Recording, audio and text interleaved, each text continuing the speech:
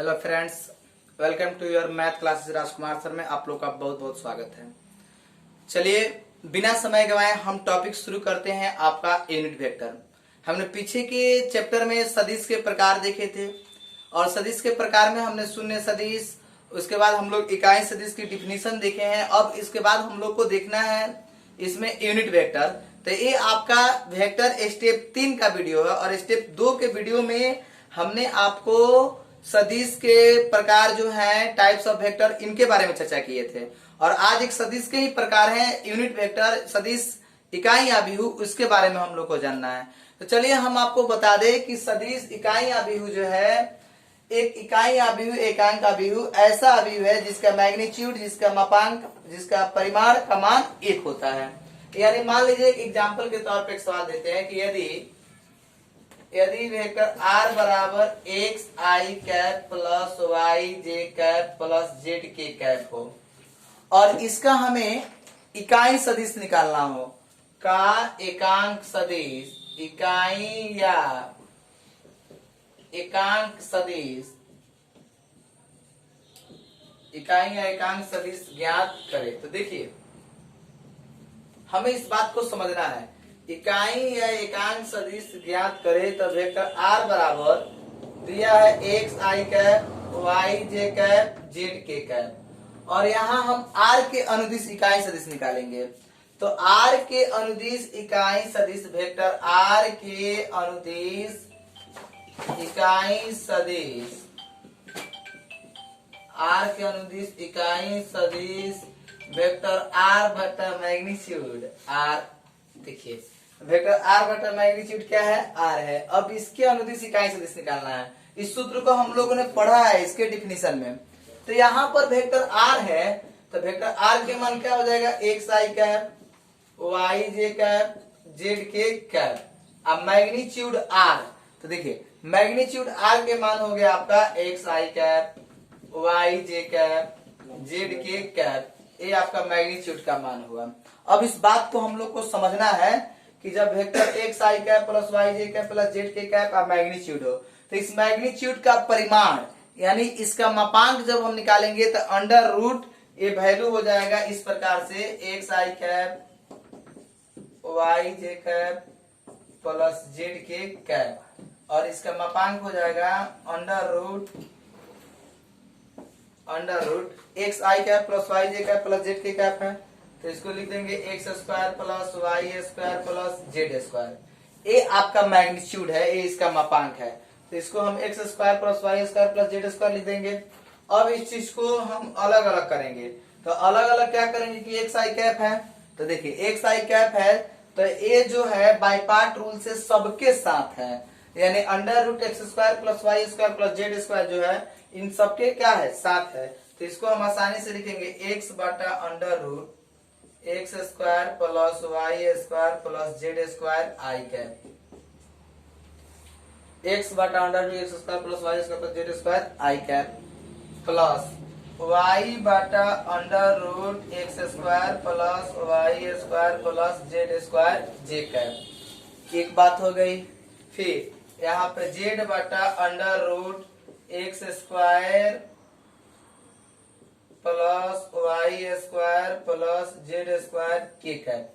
तो देखिए इस प्रकार से हमने क्या किया कि अलग अलग पदों में इस अलग अलग पूरे मैटर को लिख दिए, यानी एक्स बटा under root x square plus y square plus z square i cap, y बटा under root x square plus y square plus z square j cap, z बटा under root x square plus y square plus z square k cap.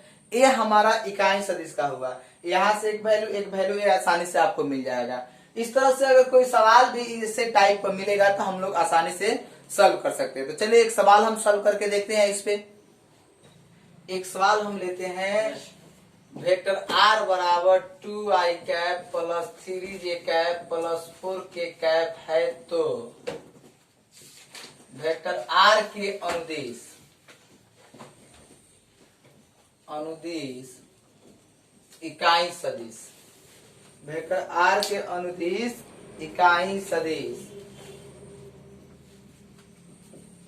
इकाई सदिश ज्ञात करें। तो देखिए हमने लिख दिया vector are bar 2i cap plus 3j cap plus 4k cap है। अब इसके अनुदिश हमें इकाई सदिश निकालनी है। तो इकाई सदिश निकालने के लिए हम वेक्टर आर बराबर तो लिख दिए। अब यहाँ से जैसे हम सॉल्व करेंगे कि वेक्टर आर बराबर 2i cap 3j cap plus 4k cap. अब यहाँ से हम अनुदिश इकाई सदिश, तो सूत्र होता है वेक्टर आर के अनुदिश इकाई सदिश, अनुदिश इकाई सदिश वेक्टर आर बाटा मैग्नीट्यूड वेक्टर आर। देखिए वेक्टर आर बाटा मैग्नीट्यूड वेक्टर आर, और मैग्नीट्यूड के मतलब उसको रूट ओवर में पूरे वैल्यू के वर्ग करके लिखेंगे। तो यहाँ पर मिला 2i cap 3j cap 4k cap, magnitude under root 2k square 3k square 4k square. तो देखिए 2i cap 3j cap 4k cap बटा, इसको हम लिख सकते हैं यहाँ से 2 के पावर 2 4 हो जाएगा, और यहाँ 9 और यहाँ क्या आ जाएगा 16। तो देखिए 2i cap 3j cap 4k cap आ गया। अब इस चीज को हम लिख सकते हैं 2i cap 3j cap 4k cap, और देखिए 16 9 25 4 क्या हो गया अंडर रूट 29। अब देखिए अंडर रूट 29 जो हुआ, अब इस चीज को हम लिखेंगे 2 बटा under root 29i cap plus 3 बटा under root 29j cap plus 4 बटा under root 29k cap plus. यानी इस तरह से हम लोग इकाई सदिश का मान जो है एक एक करके आसानी से निकाल लिए। ये हमारा इकाई सदिश निकालने का एक तरीका हुआ और हमें यहाँ से वैल्यू प्राप्त हो गई।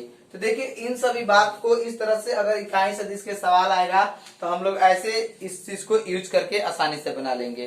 तो आप इस चीज को एक एक करके कॉपी में नोट कीजिए। अब इसके आगे हम एक डिफिनीशन है सआदिम सदिश, उसकी चर्चा करते हैं। समांतर या संरेख सदिश, समांतर या संरेख सदिश, पैरेलल और कोलिनियर वेक्टर। देखिए हम लोग यहाँ पे सीखना है पैरेलल और कोलिनियर वेक्टर। समांतर या संरेख सदिश, देखिए समांतर या संरेख सदिश किसे कहते हैं? दो या दो से अधिक के समांतर या संरेख सदिश कहलाते हैं यदि उनके दिशा समान या विपरीत हो। जैसे देख लीजिए यहाँ पे ए और सी, इनके दिशा क्या है समान है, तो इनके दिशा समान या विपरीत दोनों हो तो संरेख कहलाते हैं या समांतर कहलाते हैं। तो हम आसानी से इसके डिफिनीशन को लिख सकते हैं कि दो या दो से अधिक स्वतंत्र रेखाएं समांतर या संरेख सदिश कहलाते हैं। दो या दो से अधिक स्वतंत्र रेखाएं समांतर या संरेख सदिश कहलाते हैं यदि उनकी दिशा समान या विपरीत हो। यदि उनकी दिशा समान या क्या हो विपरीत हो। जैसे देख लीजिए यहाँ पर वेक्टर ए है तो वेक्टर ए वेक्टर सी दिशा समान है। यहाँ पर आप देखिए यहाँ वेक्टर सी और यहाँ वेक्टर क्या है ए है, इनकी दिशाएं क्या है एक दूसरे के विपरीत है। वेक्टर सी ऊपर की तरफ वेक्टर ए नीचे की तरफ जा रहा है। तो ऐसे रेखाओं को जैसे वेक्टर ए सी और बी, ऐसे रेखाओं को हम लोग समान या संरेख सदिश कहते हैं।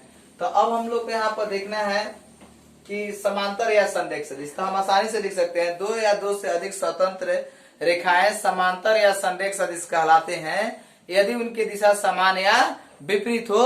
और यहाँ हम देख सकते हैं कि वेक्टर ए और वेक्टर सी इनकी दिशाएं समान है, वेक्टर सी और वेक्टर डी की दिशाएं क्या है एक दूसरे के विपरीत है। वेक्टर सी और वेक्टर डी की दिशाएं एक दूसरे के विपरीत है। तो आसानी से अब हम लोग डेफिनेशन लिखेंगे।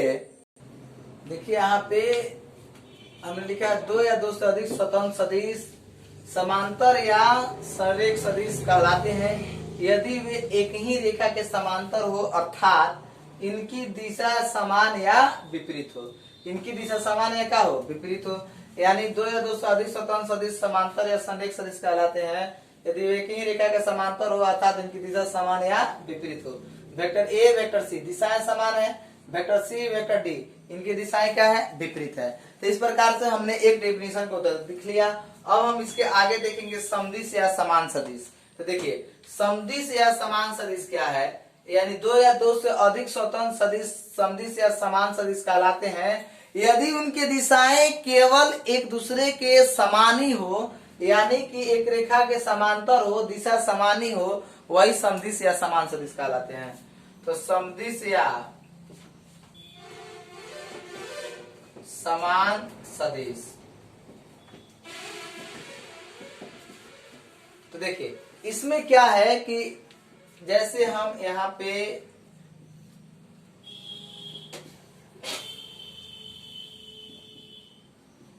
वेक्टर ए, वेक्टर बी और यहाँ पर वेक्टर सी और यहाँ वेक्टर डी ले लेते हैं। देखिए अब यहाँ वेक्टर ए और बी जो है इनकी दिशाएं क्या है, समान है। तो आसानी से हम बोल सकते हैं कि दो समांतर सदिश समदिश कहलाते हैं। दो समांतर सदिश समदिश कहलाते हैं। दो समांतर सदिश समदिश कहलाते हैं यदि उनकी दिशा क्या हो, समान हो। यदि उनकी दिशा समान हो।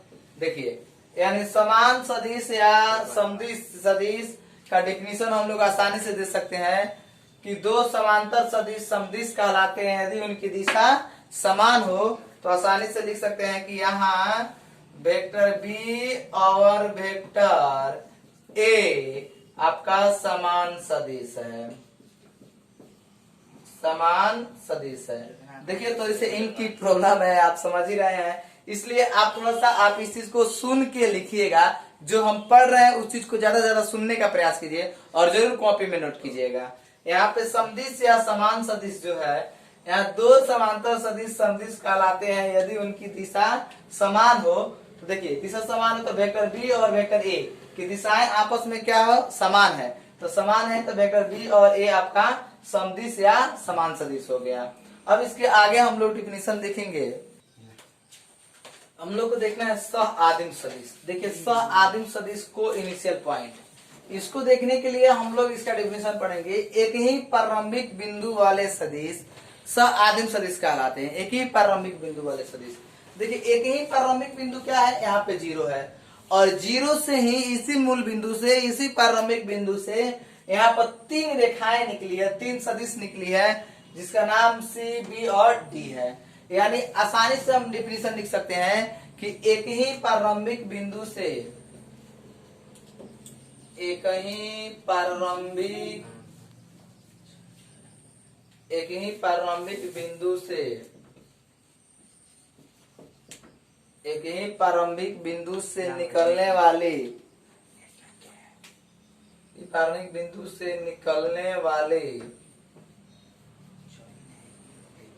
निकलने वाली सदिश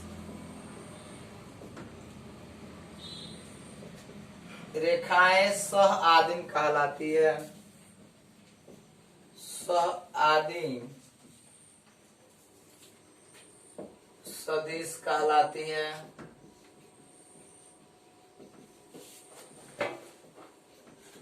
सह आदिम सदिश कहलाती है। यानी आसानी से हम बोल सकते हैं एक ही प्रारंभिक बिंदु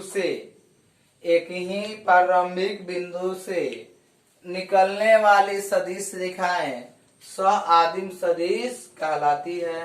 तो देखिए यहाँ वेक्टर बी, वेक्टर सी तथा वेक्टर डी, यहाँ vector b comma vector c तथा वेक्टर डी सह आदिम सदिश है।